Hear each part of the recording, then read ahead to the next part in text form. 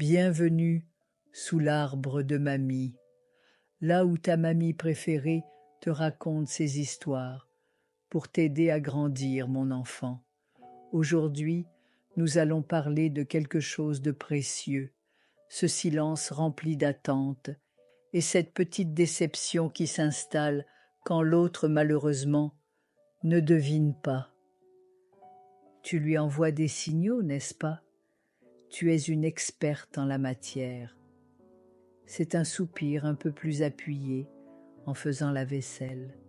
C'est un silence un peu plus lourd que d'habitude dans la voiture. C'est une porte de chambre fermée un peu plus fort, juste assez pour qu'il remarque. Tu sèmes des petits cailloux, des indices, et puis tu attends. Tu attends qu'il les voie, qu'il les comprenne et qu'il agisse.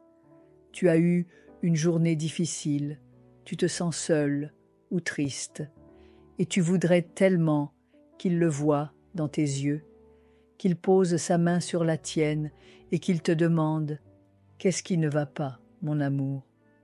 Dis-moi. » Mais il ne le fait pas, il continue sa soirée absorbé par son match ou par son téléphone, complètement inconscient du drame qui se joue à l'intérieur de toi. Et là, un sentiment terrible t'envahit, un mélange de frustration et d'injustice. C'est pourtant évident, Zrenia, ça se voit sur mon visage comme le nez au milieu de la figure. S'il m'aimait vraiment, s'il était vraiment connecté à moi, il le sentirait. Alors tu ne dis rien, mais tu commences à construire un dossier contre lui dans ta tête. Chaque minute qui passe sans qu'il ne devine est une preuve de plus, une preuve de son indifférence, de son manque d'amour.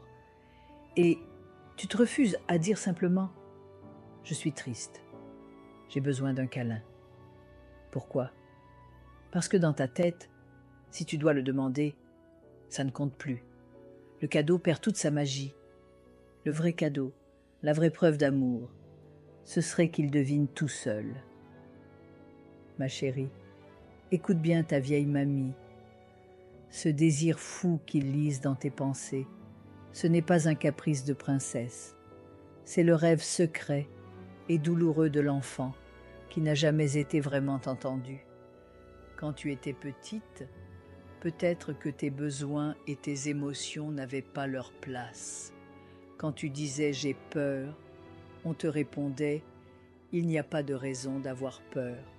Quand tu disais « je suis en colère », on te disait « calme-toi ». Tu as appris une leçon terrible. Tes mots sont inutiles, ou pire, ils dérangent. Alors, pour survivre, tu as commencé à espérer. Espérer que quelqu'un, un jour, te comprendrait sans que tu aies besoin de parler. Que quelqu'un verrait enfin ta vérité derrière tes silences. Et tu as emporté ce rêve dans ta vie de femme. Imagine que ton besoin est un trésor merveilleux, un coffre rempli d'or, caché sur une île secrète qui est ton cœur, et tu attends que ton partenaire soit un grand explorateur, qu'il devine l'emplacement de ton île, qu'il construise son propre bateau, qu'il déchiffre les cartes des étoiles, qu'il affronte les tempêtes et qu'il vienne tout seul déterrer ton trésor. C'est une image très romantique, mais c'est aussi un plan très risqué, avec d'immenses chances qu'il se perde en mer ou qu'il n'entreprenne jamais le voyage. La transformation, mon enfant, ce n'est pas d'arrêter de vouloir qu'il découvre ton trésor, c'est de lui dessiner toi-même la carte, c'est d'aller vers lui, de lui tendre la carte avec un sourire et de lui dire « Mon trésor, le plus précieux, est ici, à cet endroit précis. Voici le chemin le plus simple pour y arriver. Veux-tu venir le chercher avec moi? Tu vois la différence? Tu ne le testes plus, tu le guides. Tu ne fais plus une demande, qui te met en position de faiblesse. Tu lui offres un cadeau, le cadeau de la clarté. Tu lui donnes une chance de réussir à te rendre heureuse. Et voici la vérité, ma douce. Ce n'est pas qu'il ne t'aime pas, c'est que tu n'as jamais appris à dire ce que tu veux, simplement et clairement, sans avoir cette peur panique de déranger, de demander trop, et finalement de perdre son amour si tu en demandes trop.